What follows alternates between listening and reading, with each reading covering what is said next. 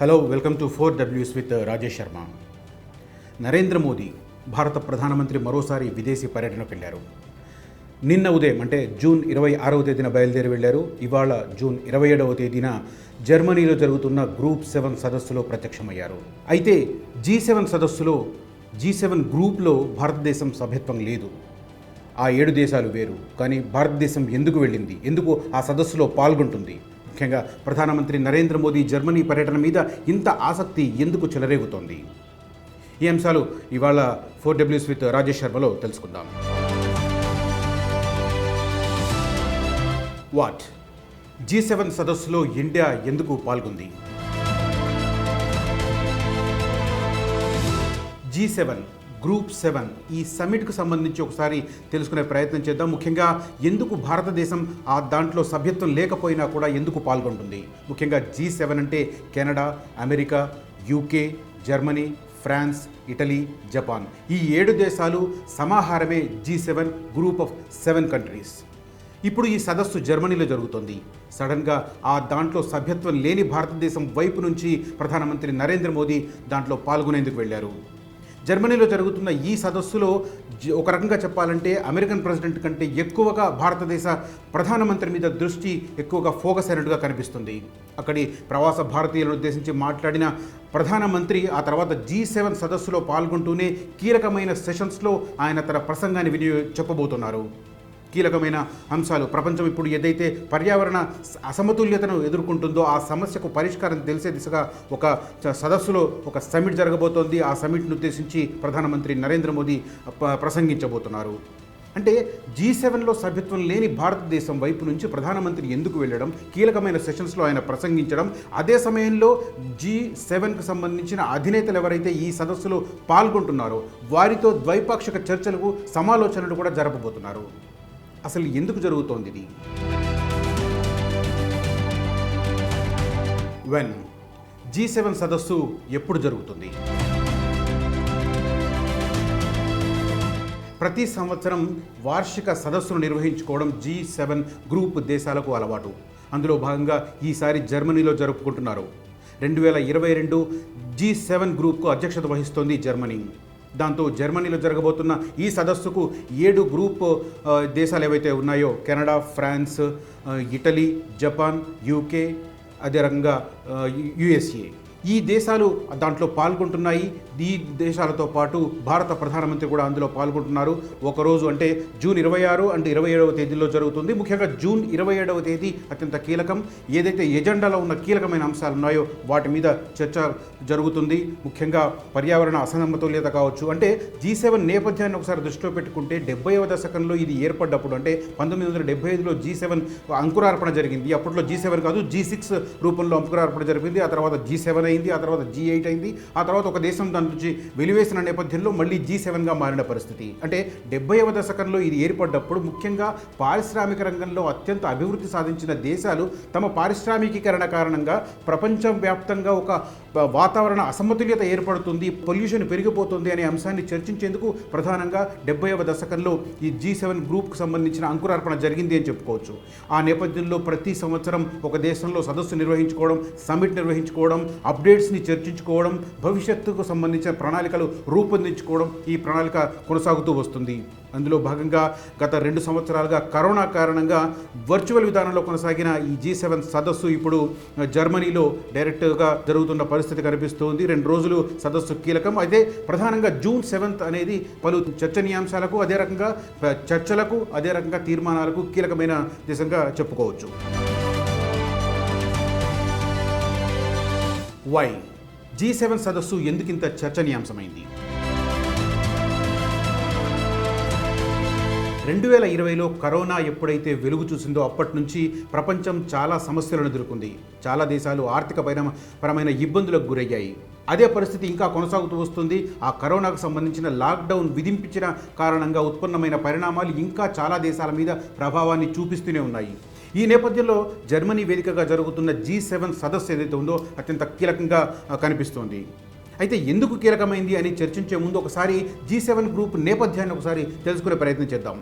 ముందుగా 1970వ దశకంలో చాలా దేశాల్లో పారిశ్రామికీకరణ వేగంగా జరిగింది. ఆ నేపథ్యంలో 6 దేశాలు ఏవైతే ఉన్నాయో అవి కలవడం జరిగింది. ముఖ్యంగా France, Germany, UK, USA, Italy, Japan ఈ 6 దేశాలు కలిసి 1975లో తొలిసారి G6 గ్రూప్ పేరుతో గ్రూప్ 6 పేరిట ఒక కూటమిగా ఏర్పడ్డాయి. ఆ కూటమి తరపున ప్రధానమైన పారిశ్రామిక పురోగతి, ఆ పురోగతి కారణంగా ఉత్పన్నమవుతున్న పర్యావరణ సమస్యలు కావచ్చు, వాతావరణ అసమతుల్యత కావచ్చు, ఇట్లాంటి అంశాల మీద చర్చించడానికి ఫస్ట్ ఈ 2 ఎజెండా అంశాలుగా పేర్కొంటూ G6 గ్రూప్ ఆవిర్భవించింది 1975లో.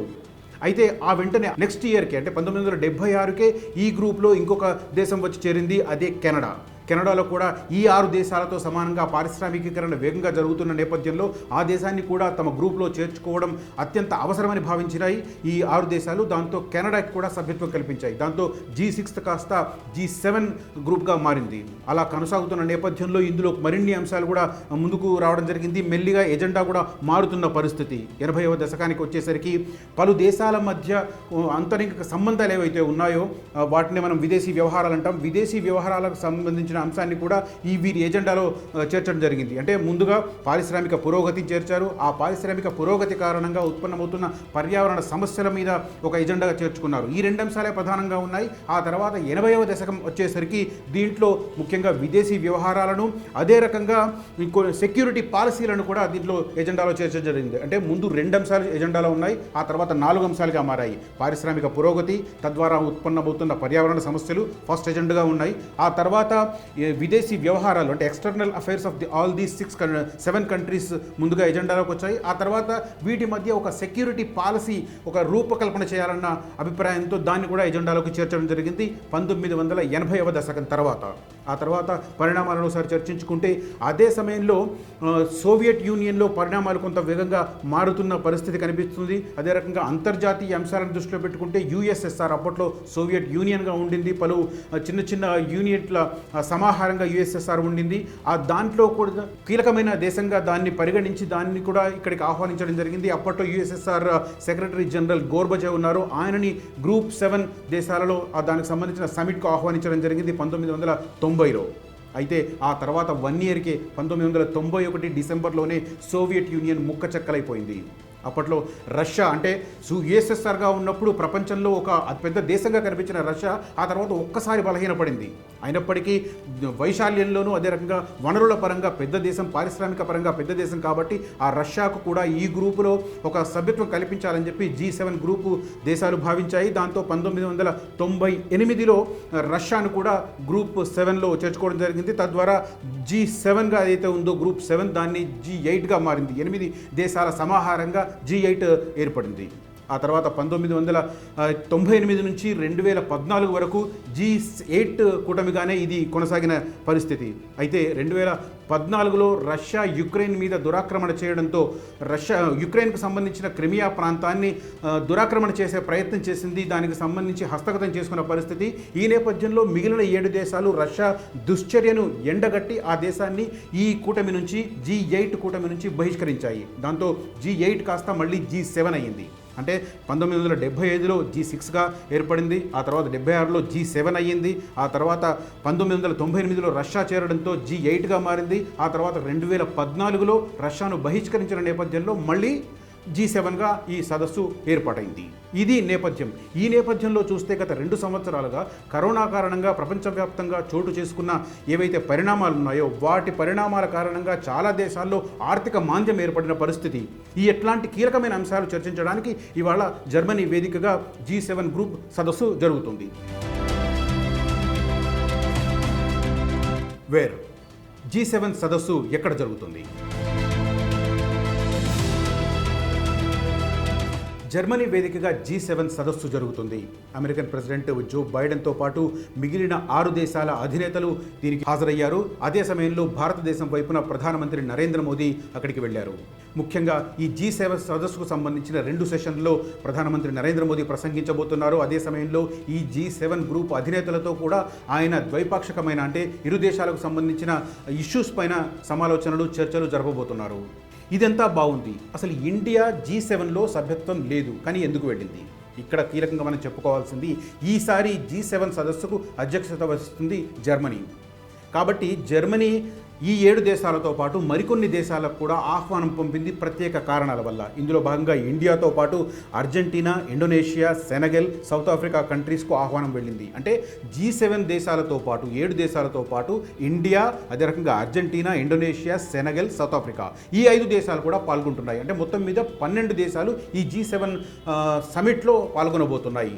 దానికి సంబంధించి ప్రత్యేక కారణం ఏంటంటే ముఖ్యంగా ఇప్పుడు ప్రపంచంలో ప్రభావితం చేస్తున్న అంశాలను దృష్టిలో పెట్టుకొని ఆ అంశాలకు ఈ దేశాలకు లింక్ ఉంది కాబట్టి వాళ్ళని కూడా ఆహ్వానించడం, వారి అభిప్రాయాలను కూడా తెలుసుకోవడం ముఖ్యమని భావించిన నేపథ్యంలోనే జర్మనీ అధ్యక్షతన జర్మనీలో జరుగుతున్న ఈ G7 సదస్సుకు ఇండియన్ ప్రైమ్ మినిస్టర్ను కూడా ఆహ్వానించడం జరిగింది. ఇండియాతో పాటు మిగిలిన 4 కంట్రీస్ కూడా ఆహ్వానం పలకడం జరిగింది. ఈ నేపథ్యంలో ఒకసారి G7కి సంబంధించి మనం మరిన్ని అంశాలు తెలుసుకోవాలి. ముఖ్యంగా ప్రపంచ దేశాలలో ఈ G7 దేశాల జనాభా 10% ఉంటుంది. అదే సమయంలో ఈ ప్రపంచ జీడిపితో పోలిస్తే ఈ 7 దేశాల జీడిపి 31% ఉంటుంది.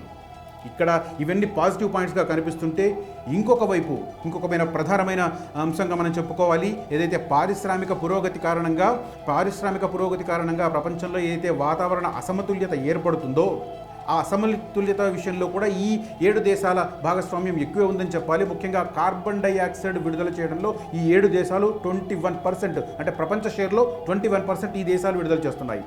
ఇట్లాంటి కీలకమైన అంశాలు చర్చించి పర్యావరణ సమతుల్యతను కాపాడడానికి ఈ సదస్సులో తీర్మానాలు చేయబోతున్నారు. దాంట్లో భాగంగా వీటికి లింక్ అయింది కాబట్టి ఇండియాలో కూడా పారిశ్రామికీకరణ వేగంగా జరుగుతున్న నేపథ్యంలోనే ఇండియాకు ఆహ్వానం అందింది అని చెప్పి తాజాగా జర్మనీ G7 వెబ్సైట్లో ప్రస్తావించడం జరిగింది.